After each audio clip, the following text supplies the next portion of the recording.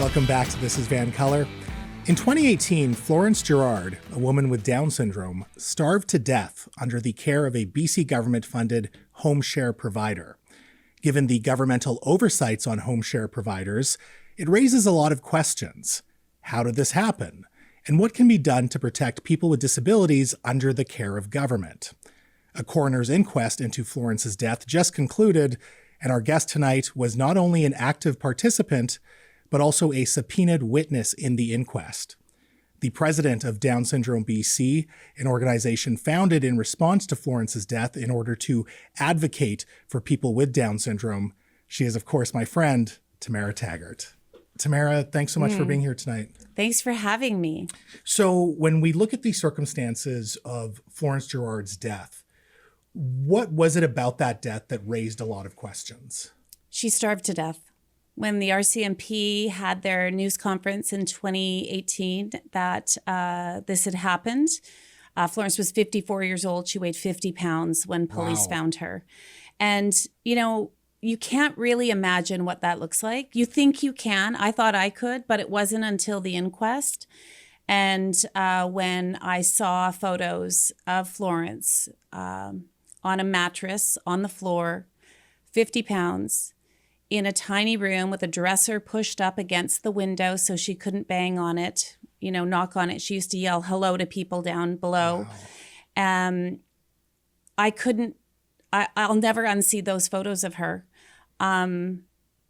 It changed everything. And so when I heard that, I knew it was bad, obviously, because people don't die of starvation in Canada. It does not happen. But I mean, that was it for me. This could never happen again. Was that the most shocking part, that, as you just said, people don't die of starvation in Canada, and yet here is someone in a facility, in a home that's funded by our provincial tax dollars, dying of starvation? The forensic pathologist, Dr. Doyle, who testified at the inquest, he said he's done 3,500 autopsies. He's in Vernon. This is the first time he's ever written starvation as a cause of death, because he said it does not happen in Canada. We do not see people starve to death here. Wow. And so just to be clear, Florence Gerard was not in a facility or a medical facility. She was in the care of someone's home, right? Yeah. So here we have, we have group homes, we have, and we have home share providers. We used to have institutions. So we closed the institutions, then we put people in group homes, and then group homes are very expensive to run.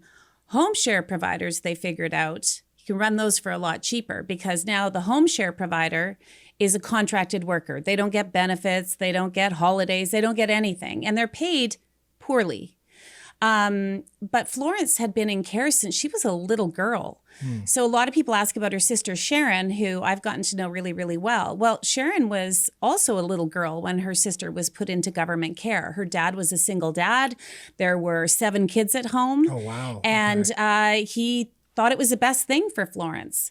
So, things happen, and not everybody has family, right?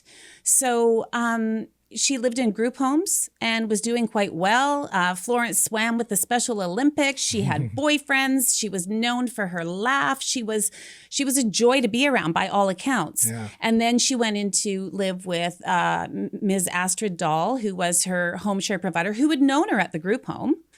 And everybody thought that was the best thing, including Sharon, Florence's sister, because Astrid had known her for almost 30 years.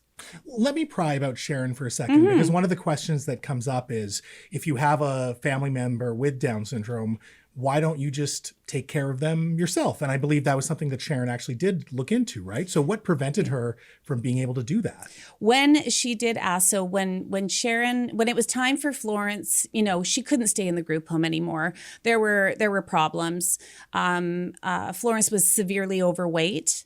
And she'd sneak out into the group home at night and just go to the fridge and start eating. So nobody was watching her. Nobody was, taking care of her food. So Sharon said, I want her to come and live with me. And she was told at the time, no, you can't unless you quit your job. Well, she had 2 little kids at home.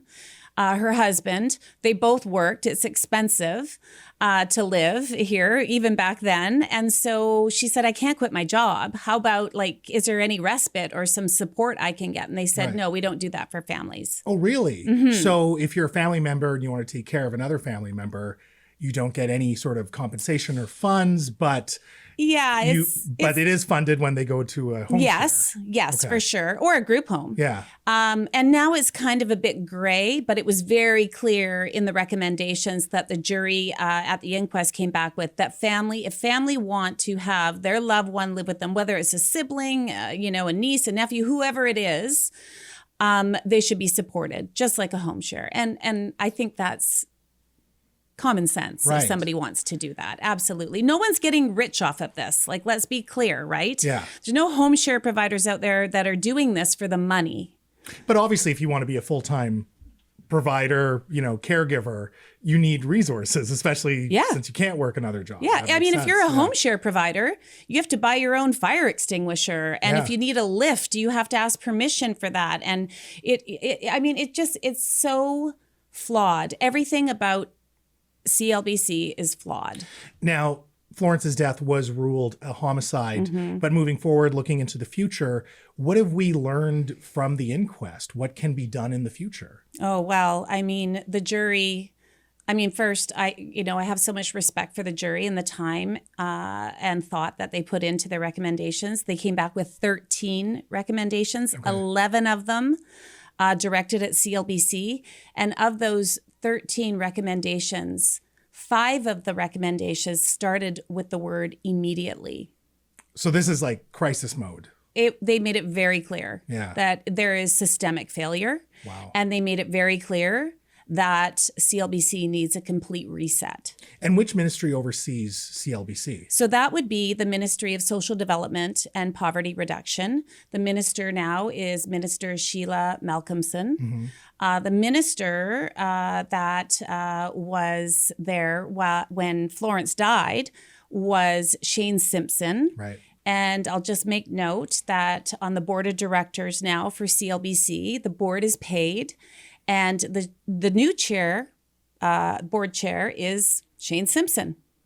Interesting. Yeah. Okay. I mean, it's not interesting. It's completely ridiculous because this is what happens. I mean, they have a $1.7 billion budget and Florence Gerard starved to death.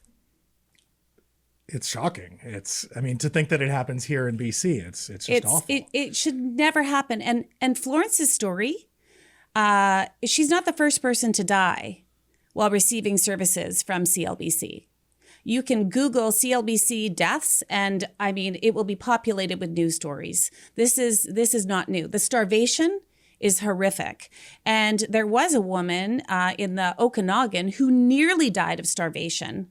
Wow. And she was receiving, she was an elderly woman, and she was receiving services also from CLBC.